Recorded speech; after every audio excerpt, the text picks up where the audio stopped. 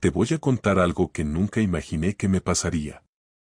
No es una historia que uno cuente con orgullo, ni algo que quiera recordar, pero tengo que sacarlo. Porque desde ese día, todo cambió. Todo se vino abajo en cuestión de segundos. Y todo empezó con una maldita puerta.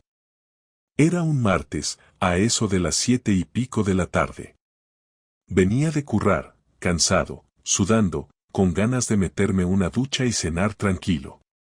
Trabajo en mantenimiento, en el Hospital Miguel Servet, así que entre tubos rotos, ascensores que no funcionan y enfermeras estresadas, los días se hacen eternos. Ese martes no fue distinto. Llegué a casa y, como siempre, metí la llave en la puerta principal del piso, giré, y nada. Pensé que Laura, mi mujer, habría echado la llave por dentro. Cosa rara, porque nunca lo hacía.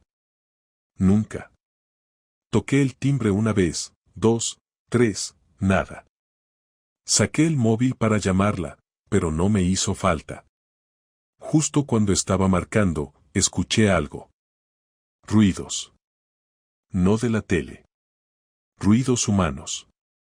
Gemidos. Sí, gemidos. Me quedé quieto. El tipo de parálisis que te agarra cuando tu cerebro no quiere aceptar lo que tus oídos ya entendieron. Pensé, no puede ser, es la tele, o está viendo algo subido de tono, sola. Pero no. Porque luego, segundos después, escuché una voz. Masculina. Baja, entrecortada, jadeante. Y la de ella también. No voy a repetir lo que dijeron, pero te juro que no eran diálogos de película. No sé cuánto tiempo estuve ahí, delante de mi propia puerta, como un gilipollas. Mi corazón latía como un tambor y me sudaban las manos. En algún momento, dejé de pensar. Mi cuerpo actuó solo. Bajé un piso por las escaleras, me senté en el peldaño del segundo, saqué un cigarro, aunque ya no fumaba, y lo encendí. Me temblaban tanto los dedos que tardé media vida en encenderlo. Me lo fumé entero. Luego subí otra vez. Y esperé. Esperé como 20 minutos. Escuché cómo se abría la puerta por dentro, risas ahogadas, pasos. Me escondí justo al lado del ascensor, en el rincón. Salieron. Ella, Laura. Con vestido corto, despeinada. Él, un tipo de unos 30 y tantos, alto, camisa desabrochada hasta el pecho, con pinta de saber perfectamente que se estaba follando a la mujer de otro. No me vieron. Bajaron las escaleras hablando bajito, riendo, como si acabaran de tener una cita romántica y fueran adolescentes. Esperé un minuto más, y entonces entré. La llave ya funcionaba. El piso olía, distinto.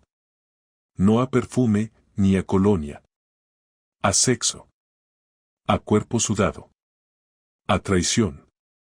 Entré directo al baño. El lavabo tenía 2 cepillos de dientes. El suyo. Y otro que no era mío. Seco, usado. Enrollado en una toalla pequeña que no reconocí. El cabrón tenía su cepillo de dientes en mi casa. No me hizo falta ver mensajes, ni revisar el móvil, ni contratar a un detective. No lo pillé en la cama. Pero lo supe. Lo supe con el tipo de certeza que uno siente cuando el dolor es tan fuerte que ni siquiera puedes llorar. Y ahí empezó todo. Ese fue el primer día del último mes de mi matrimonio. Volví a casa 1 hora después de que se fueran. Había bajado a la calle sin saber muy bien para qué, solo necesitaba aire, o alejarme de ese olor que todavía tenía en la nariz. Caminé sin rumbo por el barrio, crucé el parque, pasé por delante del bar donde alguna vez habíamos celebrado nuestros aniversarios, y me sentí tan ajeno a todo que por un momento dudé de si volver. Cuando subí otra vez al piso, el silencio me pareció ofensivo. Estaba todo recogido, como si no hubiera pasado nada. El salón en orden, el sofá estirado, la cocina impecable. Me dirigí al baño otra vez y el cepillo de dientes ya no estaba. Ni la toalla. Había actuado rápido. Seguramente lo tenía todo planeado, como si ese tipo viniera con frecuencia. Y yo, trabajando como un gilipollas para que no faltara de nada. Esa noche no dije nada. Cenamos juntos, como si el mundo no se hubiese desmoronado 2 horas antes. Ella puso una tortilla en la mesa, habló del instituto, de unos alumnos que le habían hecho una broma, se rió, me preguntó si quería una cerveza, y yo asentí, en automático. Supongo que por dentro necesitaba ver hasta dónde llegaba su capacidad para fingir. No me miraba mucho a los ojos, pero tampoco lo evitaba. Hacía contacto visual justo el tiempo necesario, como quien ha ensayado lo justo para que parezca natural. Ni una pizca de culpa. Ni un gesto nervioso. No tartamudeó, no titubeó. Era una actuación perfecta. O quizá no era una actuación, y simplemente no sentía que estuviera haciendo nada malo. Eso fue lo que más me jodió. Pasaron 3 días así. No le dije nada. Observé, escuché, contuve las ganas de estallar. Me volví meticuloso, callado, frío, pero educado. Respondía solo lo justo, sin mostrar interés. Ella pareció notarlo al segundo día. Me soltó un «¿Estás bien?», mientras cenábamos unos macarrones recalentados. Le dije que sí, que estaba cansado. Al tercer día, ya se le notaba incómoda, pero seguía sin mencionar nada. No preguntaba más, solo me miraba con una mezcla rara de cautela y distancia. Empezó a llegar más pronto a casa, a dejar el móvil en modo silencio, a pasar más tiempo sentada en el sofá conmigo como si quisiera equilibrar una balanza imaginaria. Pero yo ya había tomado una decisión. No iba a dejar pasar esto, ni iba a perdonar, ni a suplicar explicaciones. Lo que quería era verlo todo con mis propios ojos. Saber hasta dónde llegaba. Saber si ese tío era solo un polvo o si tenía un sitio reservado en mi vida sin que yo lo supiera. El viernes salí del trabajo 2 horas antes. Le dije a mi jefe que tenía que recoger unos materiales en el centro, y en lugar de eso, fui directo al garaje. El coche de Laura no estaba. Perfecto. Subí al piso, abrí el armario del dormitorio y busqué la mochila negra que ella usaba cuando salía al gimnasio. Estaba vacía, lo que ya me hizo sospechar. Revisé el cajón de la ropa interior. Faltaban varias cosas. No lo suficiente como para notarlo sin fijarse, pero yo conocía sus conjuntos favoritos. Y no estaban. Bajé otra vez y conduje hacia el centro. No sabía exactamente dónde encontrarla, pero me la jugué. Aparqué cerca de un hotel pequeño, discreto, donde una vez habíamos ido juntos hace años, cuando recién empezábamos. No sé por qué me dio por ese lugar. Quizá porque no era un sitio obvio. Me quedé en el coche, con la ventanilla entreabierta, escuchando la radio sin prestarle atención. Esperé. Casi 1 hora después, la vi. Salía por la puerta lateral del hotel, con gafas de sol, el pelo recogido, esa forma de caminar que tenía cuando quería pasar desapercibida. Iba sola. Caminó hasta su coche, que estaba estacionado justo detrás del mío. No me vio. Me agaché instintivamente, aunque no sé por qué, y cuando arrancó y se fue, la seguí con suficiente distancia para no levantar sospechas. No volvió a casa. Fue directa a una cafetería, entró, pidió algo para llevar y se sentó en una de las mesas junto a la ventana. Sacó el móvil, escribió varios mensajes. Estuvo allí unos 20 minutos y luego volvió al coche. Esta vez sí fue a casa. Yo, en cambio, di media vuelta y me fui al bar de un colega. Me pedí una caña, luego otra, y después me senté con la libreta que llevaba en la mochila del curro. Empecé a anotar todo. Hora, lugar, comportamiento. Lo apunté como si fuera un trabajo. Porque necesitaba verlo escrito. Necesitaba pruebas, aunque fueran solo para mí. Esa noche, cuando volvió, me besó en la mejilla. Me preguntó qué quería para cenar. Le dije que cualquier cosa estaba bien. Me dijo que había quedado con Silvia, su compañera del instituto, que habían ido de compras, que acabaron tomando algo en una terraza. Asentí. La escuché inventar una historia en tiempo real, con detalles que sonaban ensayados, pero bien construidos. Me hablaba con esa sonrisa cómoda, con ese tono relajado que uno usa cuando cree que todo está bajo control.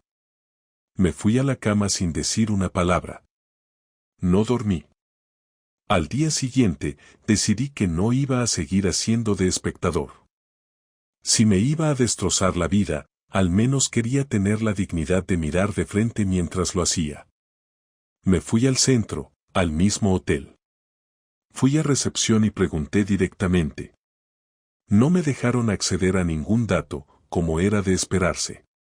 Pero pregunté si la habitación 203, la que había visto que tenía la cortina corrida la tarde anterior, estaba libre.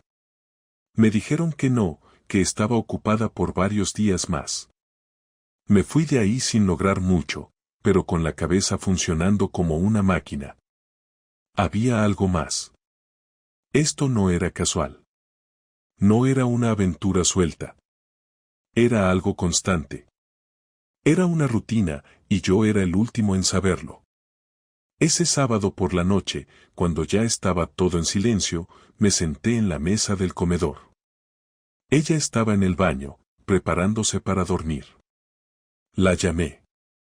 Laura, dije sin levantar la voz. ¿Qué pasa? Respondió desde dentro. Ven, por favor. Tardó unos segundos, pero salió. Se sentó frente a mí. Me miró. Y entonces solté lo primero. ¿Hace cuánto? No me hizo falta decir más. No me hizo falta levantar la voz. Solo esas dos palabras. Su cara cambió al instante. La sonrisa desapareció. Las manos se tensaron sobre sus piernas. Me miró, y no dijo nada. No quiero que me mientas, agregué. No me interesa gritar, ni montar un numerito. Solo quiero la verdad. Ella tragó saliva. Me sostuvo la mirada. Y ahí fue cuando supe que todo lo que pensaba era cierto. Que estaba ocurriendo. Que llevaba tiempo ocurriendo.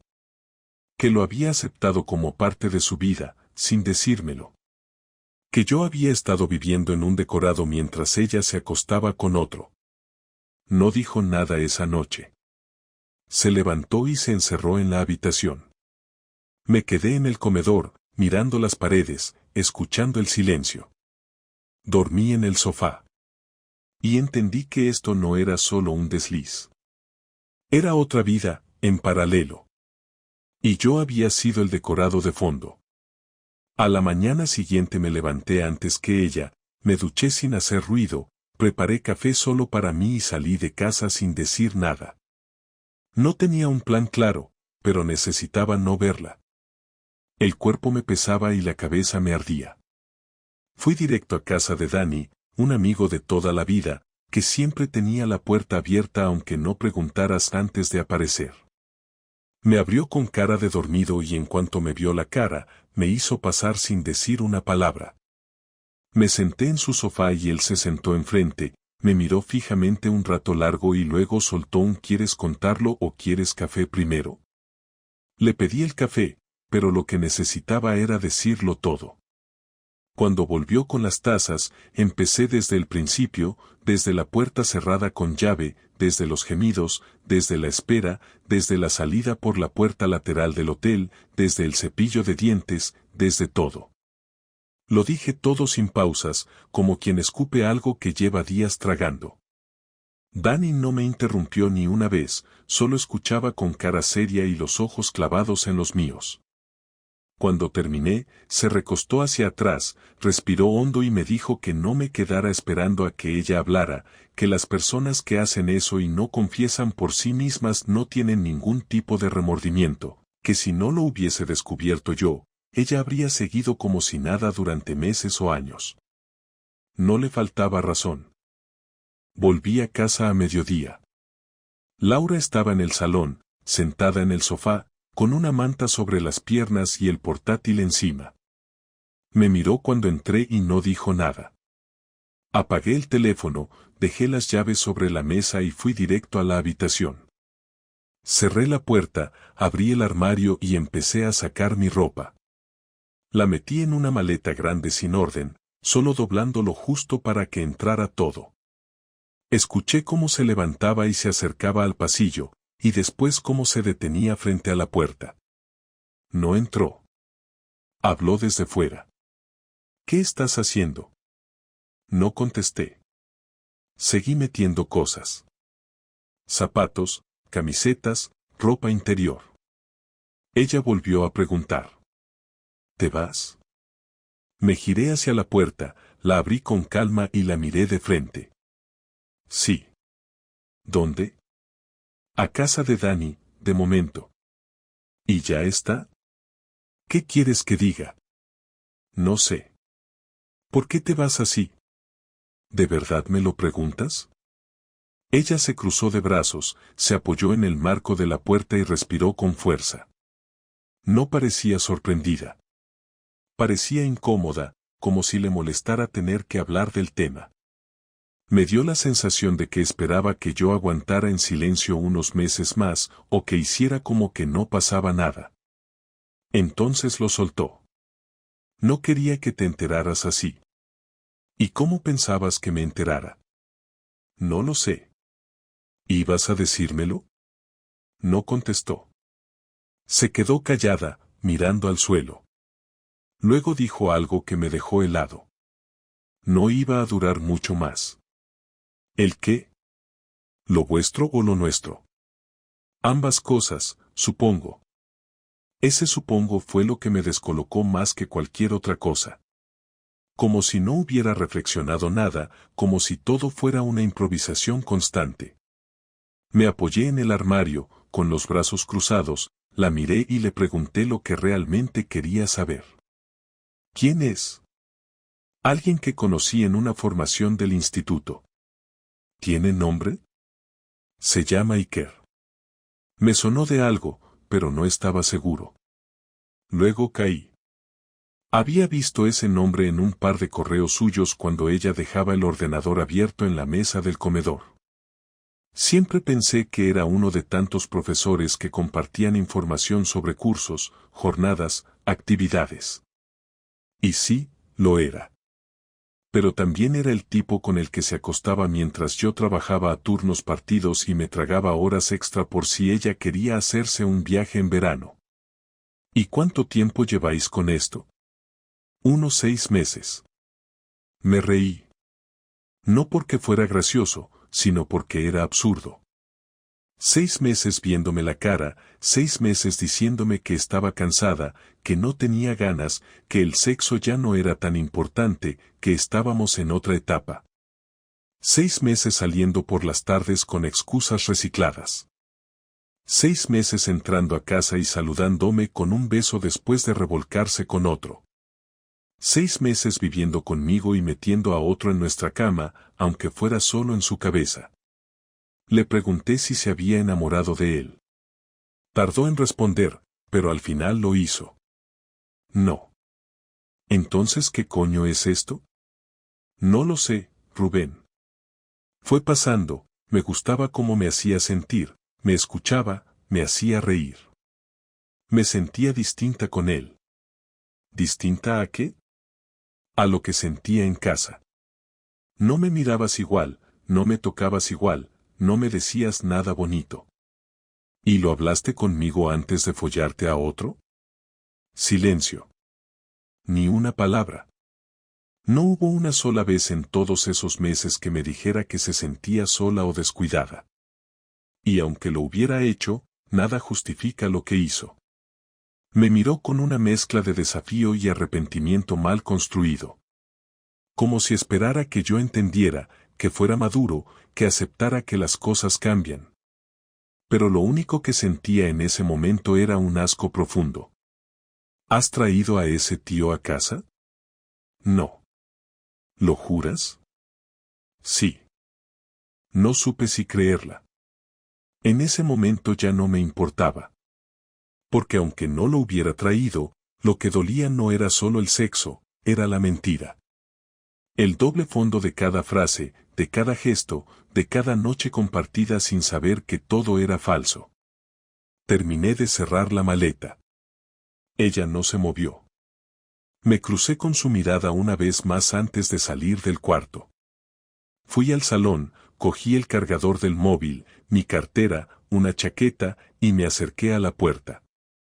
Justo antes de salir, ella me llamó por mi nombre. No me giré. No quería oír más. Cerré la puerta detrás de mí sin responder. Pasé el resto del día en casa de Dani, sin ganas de hablar más. Me tumbé en el sofá, me cubrí la cara con un cojín y me quedé así durante horas. Pensando, rumiando cada detalle. No lloré. No podía. Sentía una mezcla de rabia, decepción y una calma rara. Como si ya no quedara nada que perder. Dani me preparó algo de cenar y comí por inercia. Cuando se fue a dormir, me quedé solo en el salón con una libreta delante. Empecé a escribir nombres, ideas, fechas. No sabía todavía qué iba a hacer, pero algo iba a pasar. No me iba a quedar en silencio viendo cómo mi vida se deshacía sin dejar huella. Esa noche, en el sofá de Dani, me desperté 3 veces. No porque hiciera frío, ni por el ruido, ni por incomodidad, sino por una ansiedad que se me instaló en el pecho y no me dejaba dormir. En cada despertar pensaba en lo mismo, en cómo se reía cuando estaba al móvil, en cómo me abrazaba por detrás mientras cocinaba como si nada, en cómo se vestía para él y luego volvía a casa con la misma cara con la que me decía que me quería. Empecé a entender que no era simplemente que me había puesto los cuernos, era que había tomado la decisión consciente de mantenerme en la ignorancia, como si fuera un mueble más de la casa. Me dolía más eso que la imagen de ellos juntos. Lo que me dolía era saber que vivía una doble vida con la misma naturalidad con la que se tomaba un café por las mañanas. Cuando Dani se levantó, ya estaba duchado y vestido. Me ofreció desayuno, pero no acepté. Solo café. Me preguntó qué iba a hacer y le dije que tenía que ver a alguien. No le di más detalles. Me fui directo al trabajo, sin avisar. Quería hacer como si todo seguía igual, necesitaba agarrarme a la rutina aunque fuese solo para no explotar. Nadie notó nada al principio, aunque uno de mis compañeros, Pedro, me miró raro y luego me preguntó si estaba todo bien. Le dije que sí. No me apetecía contarlo.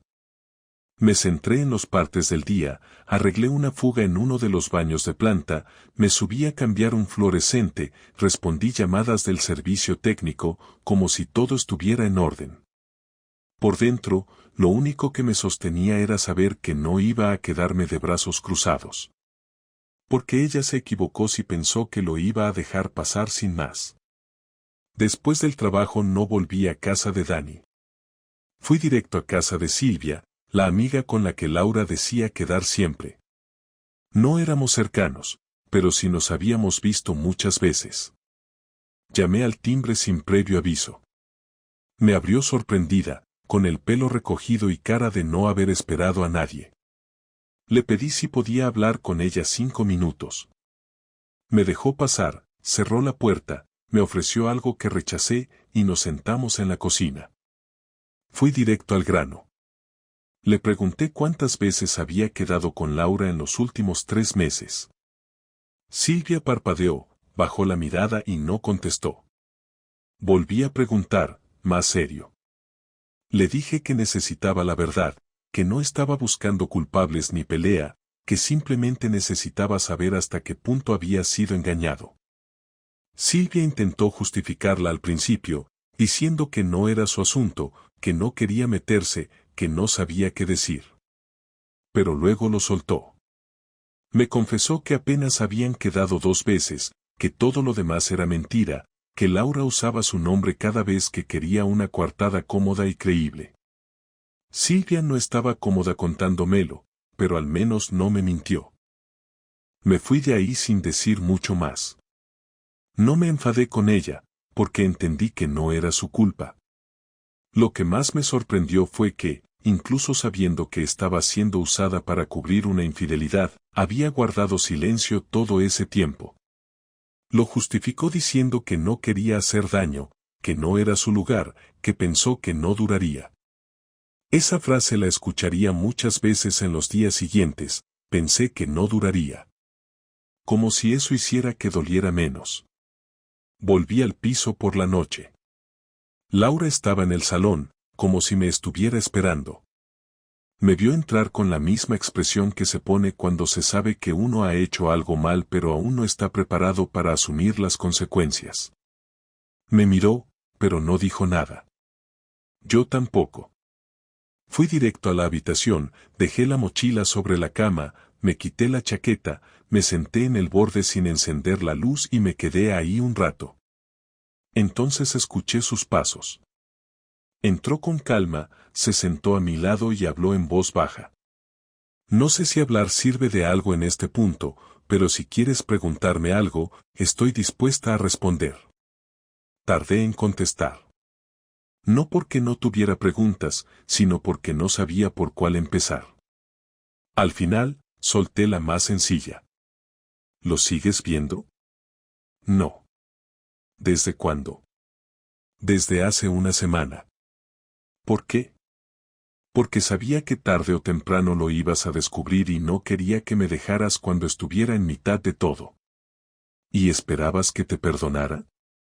No. No esperaba nada. ¿Lo querías? No. Entonces, ¿por qué? Porque me sentía viva, Rubén. Porque me sentía diferente. Porque necesitaba algo que me hiciera salir de esta rutina en la que nos metimos sin darnos cuenta. No dije nada. Me levanté y fui a la cocina. Abrí una cerveza y me la tomé de pie, mirando por la ventana. Podría haberle gritado, haber lanzado algo, haberle dicho todo lo que tenía atragantado, pero algo en mí se había roto de una forma que ya no podía estallar. Me había convertido en una versión de mí mismo que no conocía. Volví al salón, ella seguía sentada en la cama, esperando algo que yo no pensaba darle. Quiero que te vayas tú, le dije. ¿A dónde? No me importa. Pero este piso es mío, lo compré yo, y no voy a ser yo el que se marche después de esto. Así que recoge tus cosas y vete mañana. No tengo dónde ir. Tienes familia. Tienes amigas. Tienes a ese tío si quieres. No me da igual si te vas al sofá de una amiga o a un hotel. Pero aquí no te vas a quedar. No protestó. No lloró. No gritó. Asintió en silencio y se quedó sentada. Dormí en el sofá. Me levanté temprano, salí sin despedirme, y cuando volví por la tarde, ya no estaba. Solo quedaban algunas cajas en la entrada y un papel con una lista de cosas que iba a recoger en los próximos días. No dejó una nota. No pidió perdón. No explicó nada más. Ese día sentí que algo en mí se estabilizó. No era alivio. No era victoria. Era simplemente un paso más. Me senté en la silla de la cocina, puse el móvil sobre la mesa, abrí la aplicación de contactos, busqué el nombre de Iker y lo anoté en una hoja. Solo su nombre. Nada más. No tenía una dirección, ni una cara exacta, pero sabía que iba a encontrarlo. Porque necesitaba cerrar esto con mis propias manos. Al día siguiente salí del trabajo antes de tiempo. Inventé que tenía un turno médico, aunque nadie me pidió explicaciones. Fui directo al instituto donde trabajaba Laura, sabiendo que si ese tal Iker existía y era profesor, tarde o temprano lo encontraría saliendo de ahí. Me estacioné en una esquina desde donde se veía la puerta lateral, la que usaban los docentes. Llevé una mochila con un bocadillo, agua, algo para leer y el cargador del móvil.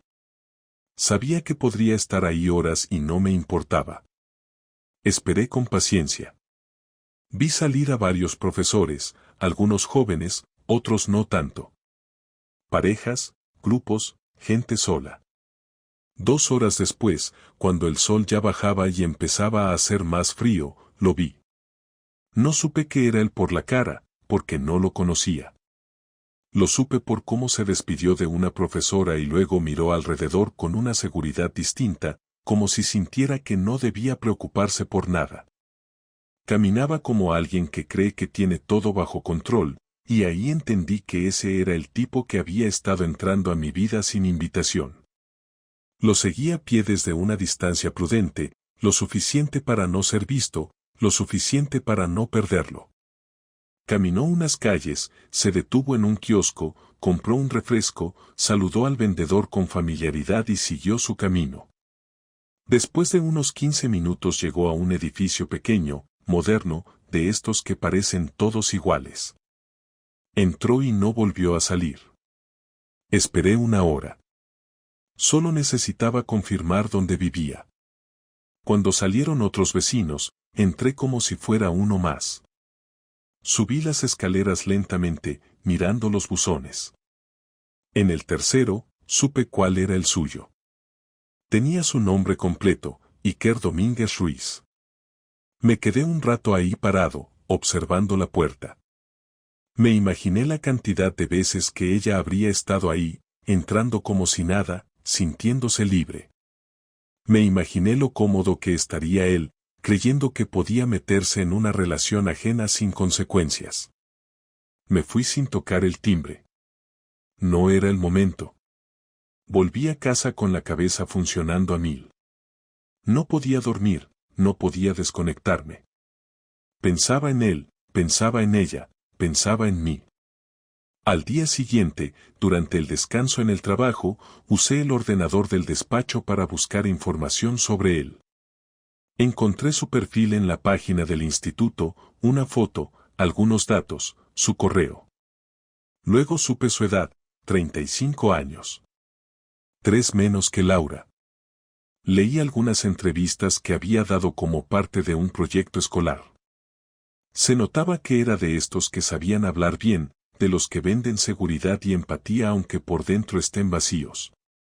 Había comentarios de alumnos diciendo que era un profesor cercano, divertido, de esos que escuchan. Claro que sí. Escuchar, sonreír y acostarse con mujeres casadas. Pasé esa noche escribiendo.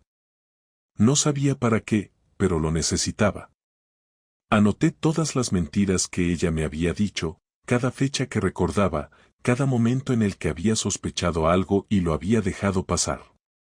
Anoté frases suyas, gestos, momentos que ahora cobraban un sentido distinto. No era para hacer nada con eso, era simplemente para vaciarme. Al día siguiente, imprimí varias copias de ese resumen. No lo hice por impulso. Lo hice sabiendo lo que venía. Preparé una carpeta con todo lo que había recopilado, incluso con un listado de lugares donde sospechaba que habían estado juntos. Me aseguré de que su nombre completo estuviera mencionado al menos 5 veces, y que quedara claro que él había tenido una relación con una mujer casada durante meses. Fui al instituto de nuevo, esta vez con otro objetivo. Entré a la recepción con una copia en mano, pregunté por la dirección y me hicieron esperar en una salita. Me atendió una mujer de unos 50, amable pero directa. Le dije que tenía algo importante que debía entregarle personalmente, algo que afectaba a uno de sus docentes. Le expliqué que no era anónimo, que era asunto personal pero con impacto institucional. Cuando me preguntó si se trataba de un problema entre adultos, le dije que sí, pero que involucraba el uso de recursos públicos para verse durante el horario laboral. Le dejé la carpeta y me fui. 2 días después me llamó Laura. No contesté. Luego me envió un mensaje. ¿Qué hiciste? No respondí. Otro mensaje, lo suspendieron.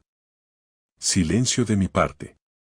Me envió uno más, ¿estás contento? Apagué el móvil. No era una cuestión de estar contento. No era venganza gratuita. Era simplemente devolver las piezas a donde debían estar. Él rompió un límite sabiendo que lo hacía. Que lo pague. Al día siguiente me llamó Silvia. Contesté. Me dijo que Laura estaba destrozada, que había ido a su casa llorando, que decía que había arruinado su vida por una aventura que ni siquiera valía la pena, que no sabía cómo había llegado tan lejos. Le respondí que no me interesaba lo que sintiera ahora, que las consecuencias no se cancelaban con arrepentimiento. Silvia me pidió que al menos hablara con ella una vez más. No contesté. Corté la llamada. 2 días después, Laura apareció en el portal. No subió. Me llamó desde abajo. Contesté. Me dijo que necesitaba hablar en persona, que solo quería 5 minutos. Bajé. Estaba demacrada, sin maquillaje, sin esa energía que siempre llevaba. Me pidió perdón, otra vez.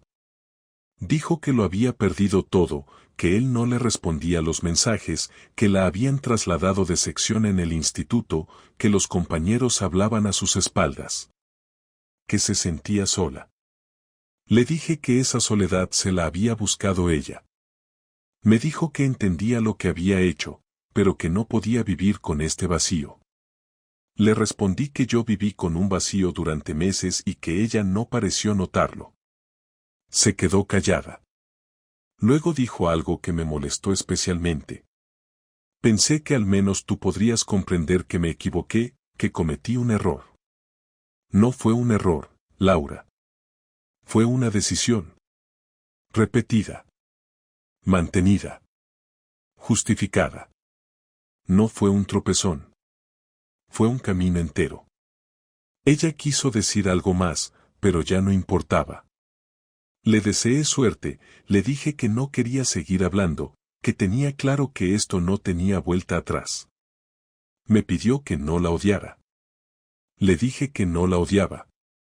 Pero que no me quedaba nada por sentir. Volví a subir.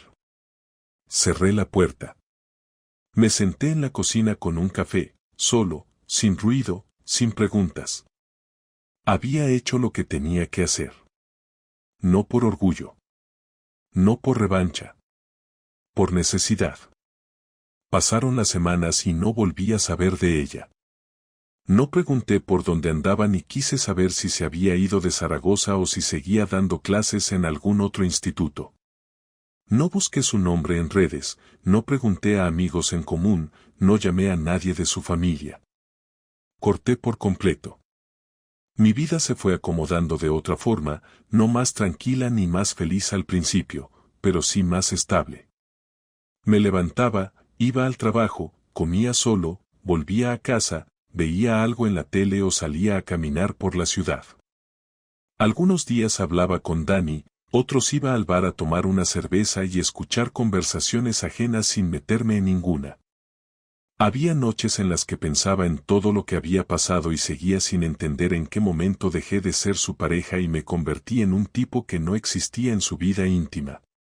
Porque eso fue lo que me costó más asimilar, no la infidelidad en sí, sino el grado de desprecio que implicaba vivir conmigo como si yo no estuviera, mantener conversaciones banales mientras ella se entregaba a otro como si su vida estuviera perfectamente dividida y sin conflicto. Con el tiempo, empecé a sacar cosas del piso. Guardé fotos, tiré recuerdos, cambié la distribución del salón. No fue algo simbólico ni emotivo, fue puramente funcional. No quería abrir un cajón y encontrar una postal suya o una pulsera olvidada. Quería limpiar, hacer espacio, reducir el pasado a lo estrictamente necesario. Pedí cita con un abogado, no porque tuviera nada que repartir con ella, ya que el piso estaba a mi nombre y no teníamos hijos ni hipoteca compartida, pero quería dejarlo todo claro legalmente. Quería que desapareciera de mi vida también en el papel, que no quedara rastro alguno de su presencia. El abogado me explicó los pasos, redactamos el acuerdo y se lo enviamos por correo. Unos días después firmó sin poner objeciones. No hubo llamadas, ni cartas, ni notas. Un trámite más, seco y sin historia. Después de firmar el divorcio, noté algo distinto. No fue liberación ni satisfacción.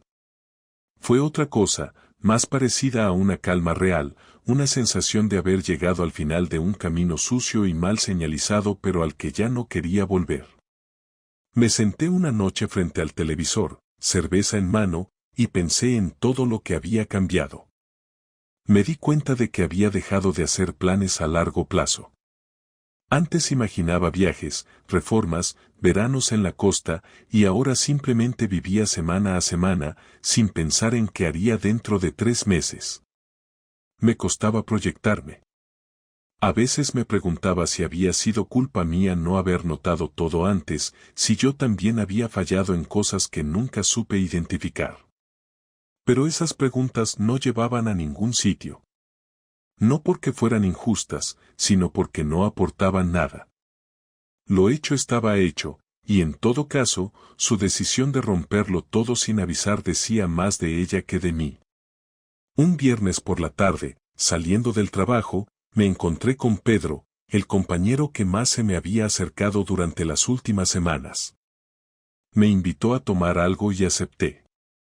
Fuimos a un bar nuevo cerca del hospital, de esos con mesas altas y tapas caras. Me preguntó cómo estaba y le dije que mejor, que más tranquilo. Me dijo que se notaba, que al principio me veía con una expresión tensa, pero que últimamente parecía más centrado. Le agradecí el comentario, aunque no sabía muy bien qué significaba.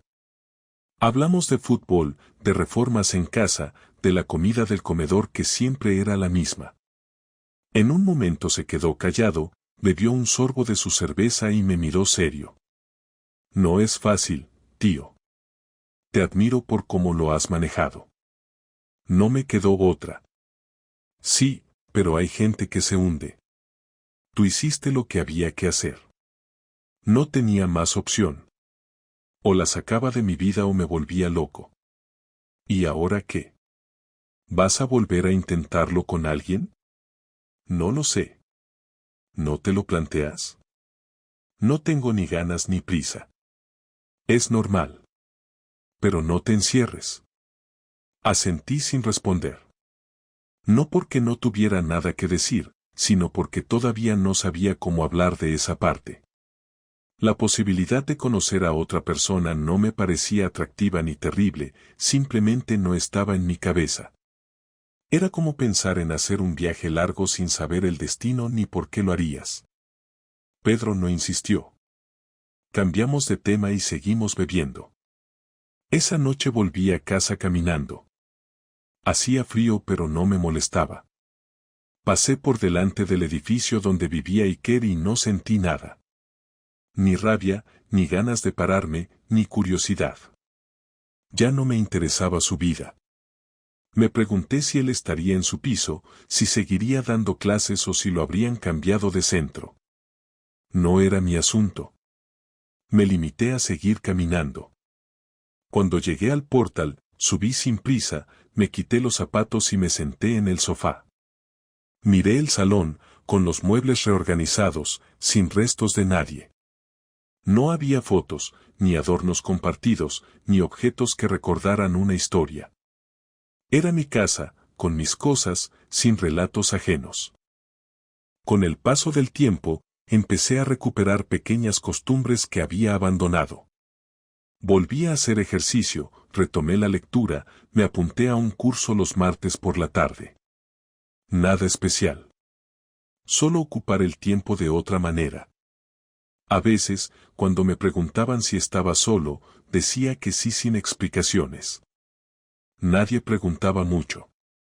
En el trabajo me volví más eficiente, más serio, menos dado a las charlas innecesarias. No era tristeza, era foco. Y aunque me faltaban cosas, también me sobraban muchas de las que antes había tolerado sin saberlo. Aprendí a decir que no, a poner distancia, a no quedarme callado cuando algo me molestaba.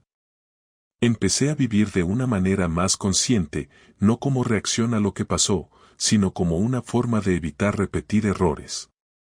Un domingo me encontré con un vecino que no veía hace tiempo. Me preguntó por Laura, sin saber que ya no estábamos juntos. Le dije que se había ido, que todo terminó. Me miró sorprendido, como si no encajara esa información con lo que él recordaba. Me dijo que le parecía que estábamos bien, que siempre nos veía bajando juntos al coche los fines de semana. Le respondí que las apariencias engañan y cambiamos de tema. Me fui de ahí pensando en cuánta gente vive atrapada en una versión falsa de su vida, como lo estuve yo. Y me juré que no iba a volver a vivir en automático. No saqué ninguna lección profunda de todo esto. No me volví más sabio, ni más fuerte, ni más maduro. Solo aprendí que la gente miente sin que se le note, que el amor no garantiza nada, que la confianza se rompe rápido y que cuando se rompe, no se reconstruye, solo se barre. Aprendí que no hay que quedarse esperando explicaciones, ni perdones, ni verdades a medias. Lo que pasó pasó, y si uno no actúa, se queda atrapado en esa historia hasta que lo devora. Ahora vivo solo, pero no me siento solo. Tengo cosas por hacer, tareas por completar, horas que llenar como cualquier persona. No necesito a nadie para sentirme entero. Si un día aparece alguien que valga la pena, bien. Si no, también. Lo importante es que no vuelvo a vivir con los ojos cerrados. Nunca más.